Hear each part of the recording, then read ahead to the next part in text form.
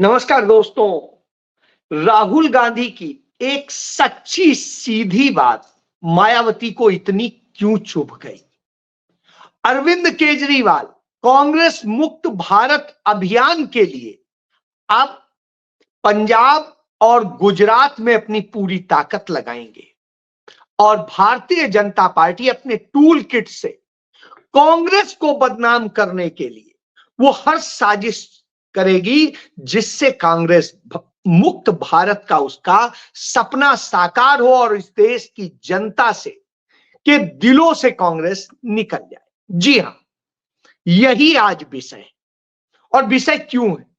राहुल गांधी ने इस समय वो रायबरेली में है 2 दिन से और अपने वहां तमाम वर्गों से तमाम लोगों से मिल रहे हैं और इसी में राहुल गांधी ने एक बड़ी भारी बात कही। उन्होंने अपने दौरे में जो बात कही उसमें कहा अगर 2024 का चुनाव मायावती, उन्होंने बहन जी कहा था, बहन जी हमारे साथ मिलकर लड़ती तो हम भारतीय जनता पार्टी को सत्ता में नहीं आने देते, उखाड़ फेंकते। लेकिन पता नहीं क्यों वो हमारे साथ गठबंधन में नहीं आई।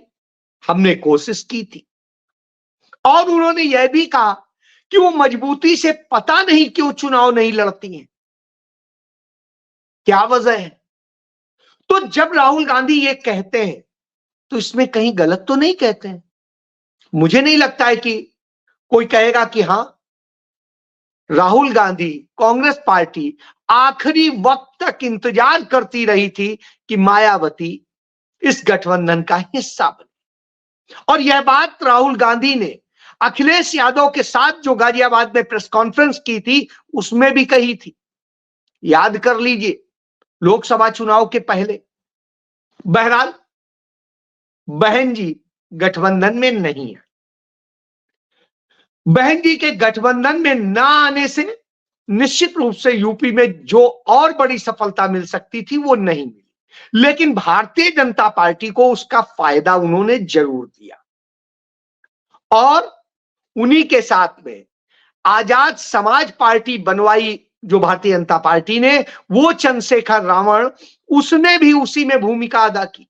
बहरहाल अब सरकार बन चुकी है, उस पर बात नहीं करूंगा। अब बात करता हूं कि ये बात मायावती को इतनी बुरी क्यों लग गई कि मायावती अब उस कांग्रेस को जिसके खिलाफ ही भारतीय जनता पार्टी का जन्म हुआ, जिसके खिलाफ ही आरएसएस का जन्म हुआ, कहती वही उसकी बी टीम बन गई। दोनों की विचारधाराएं ऐसी हैं जैसे समुद्र के दो छोर, नदियों के दो छोर, या पूरब पश्चिम, या और धरती और आसमान, कुछ भी कह लीजिए।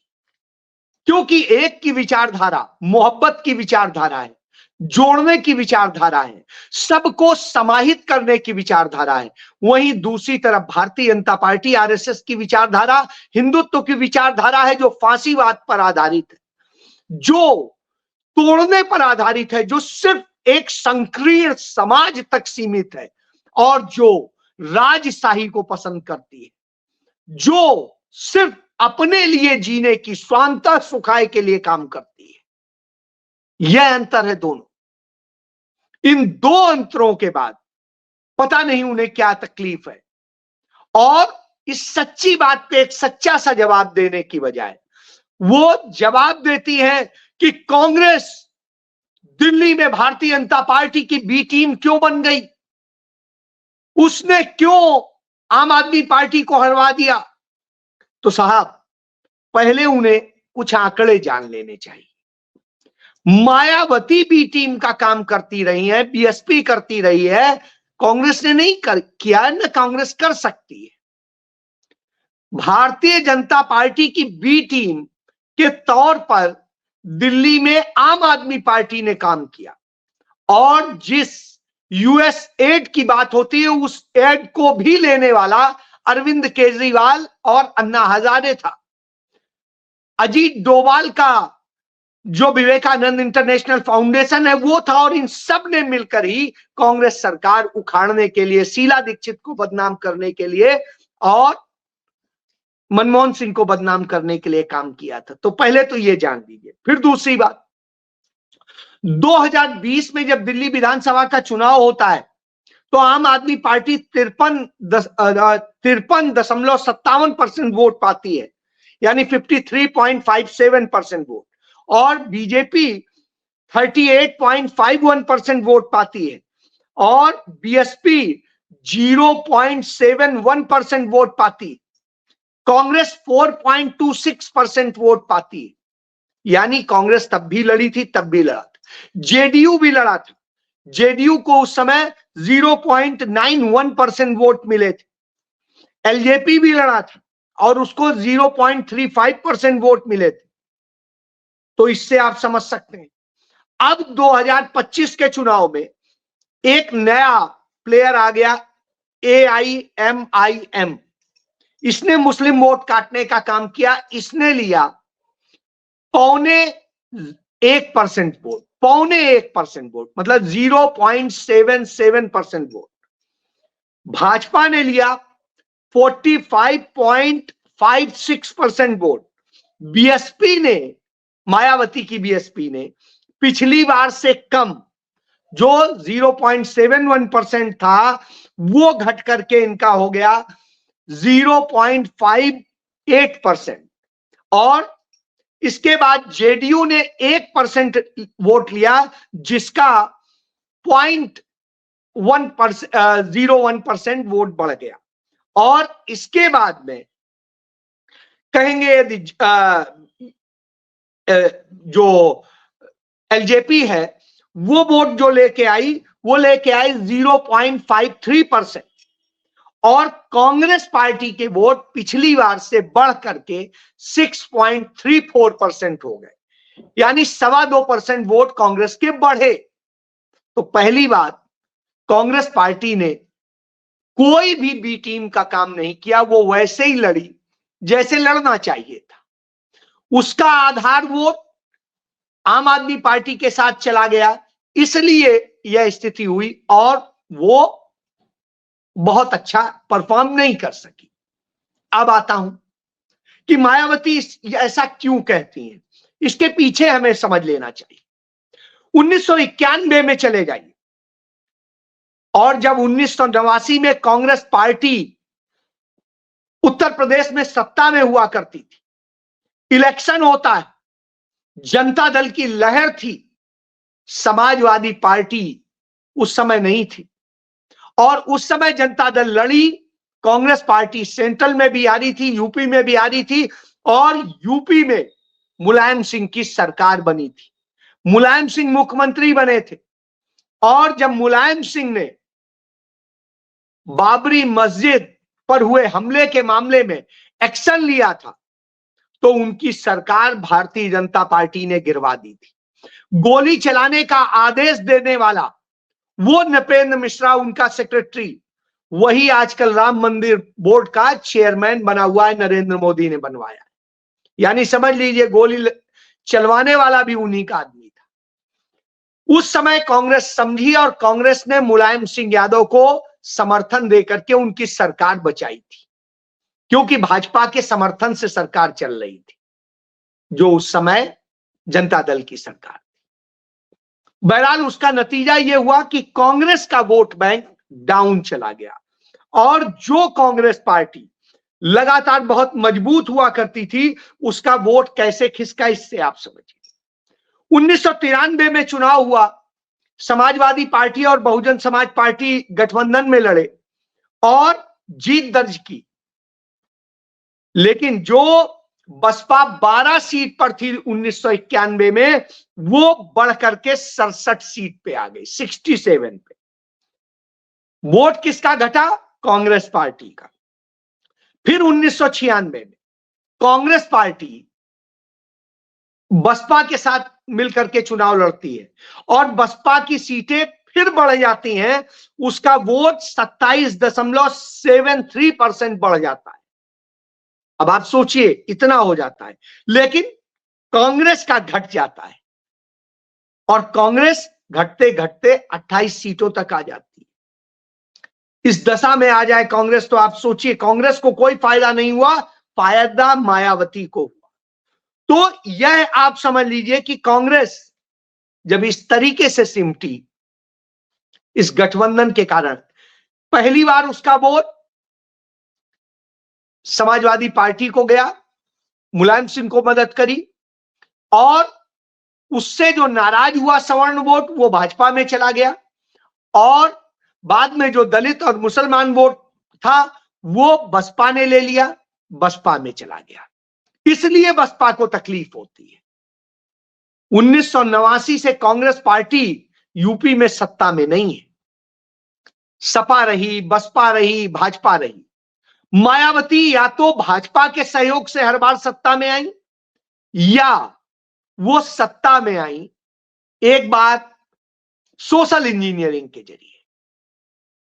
उसमें कांग्रेस का भी वोट था, उसमें सपा का भी वोट था, उसमें भाजपा का भी वोट था, उसमें सबका था। और ये करके एक बार उन्हें मजबूती से खड़ा करके भाजपा ने गेम किया, जैसे उसने आम आदमी पार्टी को खड़ा करके गेम किया, और उसके बाद में उसने साफ कर दिया। फिर सपा की सरकार आई और फिर सबको साफ कर दिया।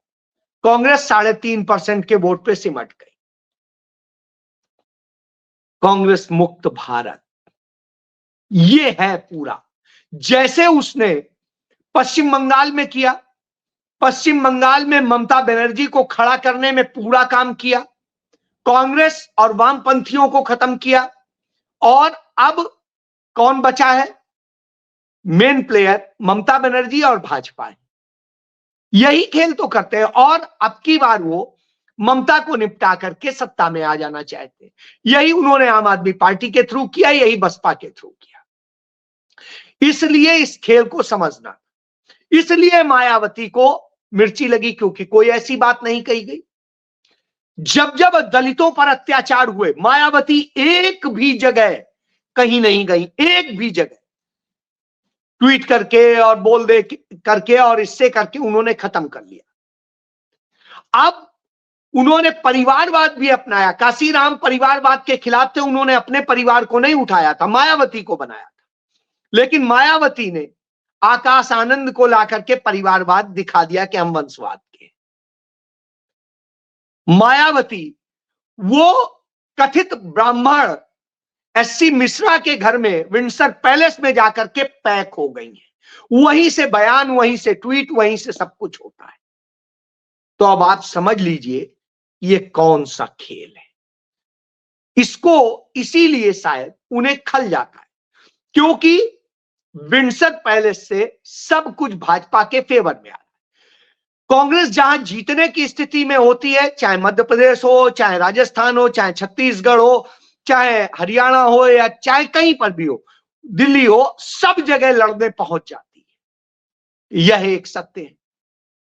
लेकिन जहां कांग्रेस लड़ने की स्थिति में नहीं होती, वहां उसे कोई इंटरेस्ट नहीं होता है, और यह आप सभी जगह देख सकते हैं। वही काम अरविंद केजरीवाल करते हैं। तो अरविंद केजरीवाल अब दिल्ली से हारने के बाद वही काम कर रहे हैं।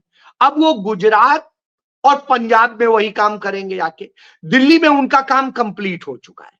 उन्होंने यहां पहले कांग्रेस को खत्म किया, उस जो फॉरेन एड के जरिए जो चंदा लेकर के एनजीओज को दिया गया, वही यूएसएड, और अन्ना के तरह से और सब कुछ किया गया। अन्ना को अमेरिका में जिस तरह घुमाया गया, हीरो बना करके जुलूस निकाले गए और सब कुछ किया गया, उससे आप इस खेल को समझ सकते हैं।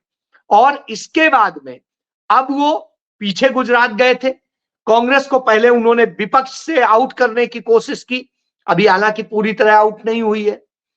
अब जब कांग्रेस और भाजपा का अंतर बहुत थोड़ा रह गया था, तब वो कूदे कि जिससे कहीं इस बार कांग्रेस बाजी न मार जाए, और उन्होंने ये किया। नतीजतन भाजपा बहुत मजबूत होकर निकली। यही काम उन्होंने मध्य प्रदेश में किया, यही उन्होंने छत्तीसगढ़ में किया, यही उन्होंने राजस्थान में किया, यही उन्होंने हरियाणा में किया, और गुजरात, गोवा और तमाम राज्यों में किया। बहरहाल अब आता हूं, तो वो वहां पहुंच गए।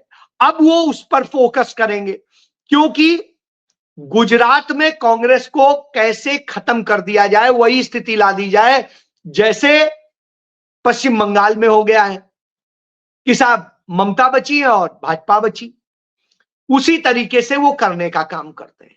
तो वो कर रहे हैं, ये असम भी लड़ने जाते हैं, ये केरल भी लड़ने जाते हैं। केरल का भी एक आपको सच दिखा दे, केरल में वामपंथी सरकार है और वामपंथी सरकार एक इन्वेस्ट समिट कर रही है, आप देखिए, और इसमें किसकी किसकी फोटो छपी हुई देख लीजिए आप। ये पिनराई विजयन है, जो वहां के मुख्यमंत्री हैं, ये वामपंथी हैं, लेकिन उसके बाद पीयूष गोयल, नितिन गडकरी, जयंत चौधरी और पी राजीव, ये सभी मिनिस्टर्स हैं बीजेपी के। अब आप समझिए, ये बीजेपी का समिट हो रहा है या वामपंथियों का हो रहा है, आप इससे समझिए। ये विज्ञापन अखबारों में छपा है, इसलिए आप इस सच को जानिए। अब मैं यही कह रहा हूं, तो ये खेल होता है। तो उसी तरीके से अरविंद केजरीवाल ये खेल करने जाते हैं। ये जब तमाम सारे ऐसी जगह पर जहां कांग्रेस सेकेंड नंबर पे होती है या फर्स्ट नंबर पे होती है, वहां ये करते हैं। तो दिल्ली को अब साफ कर दिया, बीजेपी की सत्ता आ गई, उनका काम खत्म। अब वो पंजाब में जहां कांग्रेस मुख्य विपक्षी दल है, कांग्रेस इस बार सत्ता में आने की स्थिति में है। तो क्योंकि जो लोकसभा चुनाव हुआ उसमें कांग्रेस ने सबसे ज्यादा सीटें जीती हैं, इसलिए उधर गुजरात में कांग्रेस मजबूत हुई है, बड़े दिनों बाद उसने एक लोकसभा सीट जीती है और कई सीटों पे वो सेकंड नंबर की पोजीशन पे रही है। तो ऐसी स्थिति में अब वहां खत्म करने के लिए ये उतरने जा रहे हैं। अब इनका फोकस पंजाब और गुजरात होगा, जिससे वहां कांग्रेस को खत्म किया जाए और कांग्रेस मुक्त भारत के, आरएसएस के सपने को साकार किया जाए, क्योंकि आरएसएस की ही पैदाइश है। तो ये सारे जब खेल चल रहे हो, तब राहुल गांधी उन सारी साजिशों से भी लड़ते हैं। राहुल गांधी के खिलाफ मुकदमे किए जाते हैं, राहुल गांधी के खिलाफ आरोप लगाए जाते हैं, सब कुछ किया जाता है, निकलता कुछ नहीं। 11 साल हो गए सरकार बदले हुए, 1 रुपया का नहीं निकाल सके। इस देश की ED, CBI, income tax, raw, IB, revenue intelligence, सब कुछ मोदी के अंडर में। फिर भी राहुल गांधी के खिलाफ कुछ नहीं निकाल सके। राहुल गांधी की नागरिकता से लेके सब कहते हैं। अब जब आप कहते हैं कांग्रेस को मिली है, तो साहब आप उसका पूरा लेके आ जाइए, सबूत साबित कर दीजिए, हां कांग्रेस को क्या दिया है, लेकिन यह भी बता दीजिए आरएसएस को क्या मिला है, तब सच सामने आ जाएगा। बहरहाल इंडियन एक्सप्रेस ने बता दिया कि ट्रंप भी आप ही की तरह झूठा है, आपका दोस्त है, और उसने झूठ बोला कि भारत में दिया गया था पैसा। इंडियन एक्सप्रेस में यह पूरा खुलासा हो गया कि यह पैसा भारत में नहीं बल्कि बांग्लादेश में दिया गया था, उसी बांग्लादेश में जहां को लेकर के ये शोर मचाते थे कि यहां हिंदुओं पे अत्याचार हो रहा है, कांग्रेस क्यों नहीं बोल रही, कांग्रेस क्यों नहीं बोल रही। लेकिन नरेंद्र मोदी आज तक नहीं बोले और उनके तमाम सीनियर लीडर्स आज तक नहीं बोले। कांग्रेस पार्टी इकलौती है जिसने सर्वदलीय मीटिंग में राहुल गांधी ने कहा कि बांग्लादेश पे एक्शन लो। राहुल गांधी और प्रियंका गांधी ने संसद के अंदर यह मुद्दा उठाया, प्रियंका गांधी ने इसको लेकर के कड़ा संदेश दिया, कड़ी बात कही। फिर कांग्रेस के सभी सांसदों ने प्रदर्शन करके कहा कि बांग्लादेश पे कार्रवाई कीजिए, वो हमारे लोगों पे, हमारे भाइयों पे वो कर रहा है। लेकिन नहीं साहब, नहीं हुआ। क्यों? क्योंकि ये सब साजिश का हिस्सा है। इसलिए आप समझ लीजिए, ये सारे खेल इस लेवल पे किए जाते हैं। ये वैसे ही जैसे इंदिरा गांधी को गिराने के लिए यूएस एड का इस्तेमाल हुआ था और उनकी सरकार गिराने के लिए कैसे मोरारजी देसाई, जॉर्ज फर्नांडिस और आडवाणी, अटल और इन सब को जो फंडिंग हुई थी और सब कुछ हुआ था, वो सारे सबूत मौजूद। इसके पहले नेहरू को 1961 में बदनाम करने के लिए साजिश शुरू की गई थी। उसके बाद में राजीव गांधी को बदनाम करने की साजिश की गई, इंदिरा गांधी को मारने की साजिश की गई, राजीव गांधी को मारने की साजिश की गई। इन सब का खुलासा होना चाहिए, पता चल जाएगा कि साजिशें कौन करता है, तो नरेंद्र मोदी के पीएमओ में बैठा हिरेन जोशी जो टूल किट देगा, उसी पे इस देश का गोदी मीडिया नाचने लगेगा और अमित मालवीय टूल किट चलाने लगेगा। यह है पूरा खेल। तो आप इसको समझ लीजिए और मायावती को चूना लग जाएगा। अरविंद केजरीवाल साजिशों का दूसरा काम शुरू कर देंगे, क्योंकि पापा भाजपा ये कह रही है, ये अरविंद केजरीवाल ही कहते हैं। तो खेल समझ लीजिए तो ज्यादा अच्छा है, नहीं समझेंगे आप ही पिसेंगे और पिसते चले आ रहे हैं। आप देख लीजिए 1989 में आपने कांग्रेस को हटाया था, उत्तर प्रदेश से नहीं है कांग्रेस, और आपकी दशा क्या है आप खुद देख लीजिए, अपने पूर्वजों से पूछ लीजिए। तब बेईमानी नहीं थी, आज सब तरह की बेईमानी। जय